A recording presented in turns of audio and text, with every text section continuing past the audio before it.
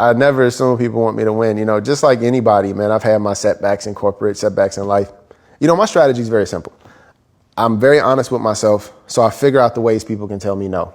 And then I take that no off the table. So the last thing they can say to me is a yes. And what I mean by eliminating the way people can tell you no is taking an inventory of your weaknesses, taking an inventory of your gaps in your offense or your defense, your skill set, your mindset, finding someone to learn from, or going and put yourself through a class to learn it. So I knew when I got to Nike that I was very good at drawing. Drawing and designing are two different things. I can draw anything, but designing something is very different. It's a process. It's strategic. It's intentional. It's driven through research and empathy. And I didn't have that skill set. So I went and I found people that did, and I learned from them. But then when I learned from them, I added my layer to it, which was narrative. That was my core differentiator. I said, everybody else can do that well. I tell stories really, really well. So I'm going to double down on being known for this one thing, but I'm going to go and ask for help from other people. The second thing I did is I didn't focus heavily on building deeper relationships in my discipline.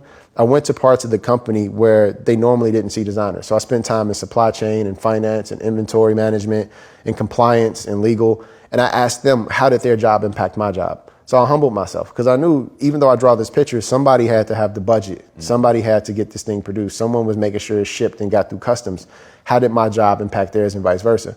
In doing that, my name was now in rooms of really big decision makers that had never would have interfaced with me had I only focused on being cool with the cool kids. Right. And so, my strategies is it's methodical. It's almost like I look at life like chess. I'm thinking 5 steps out, and in order to do that, I have to be honest what I'm not good at.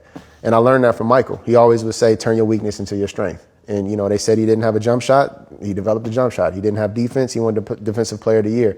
So every year I do a tear down and I do an inventory of what I did well, what I wished I could have done better, and what I liked about, the experience in between. So it's like, I wish, I wonder. You actually write these things down? That's my New Year. I don't do New Year's resolutions. I do like New Year's inventory and say, okay. I wish, I wonder. I wish, I wonder. I like that I did this. I wish I would have done that. I wonder if I tried that, what would have happened? That constant introspection is almost like, in a lot of ways, it's driven through my love for Stoic philosophy. I'm a big fan of Marcus Aurelius in the book, the Emperor's Handbook. He did a very great job of, jotting down his thoughts in an introspective manner about his troops and his country and what he wanted to be as a leader.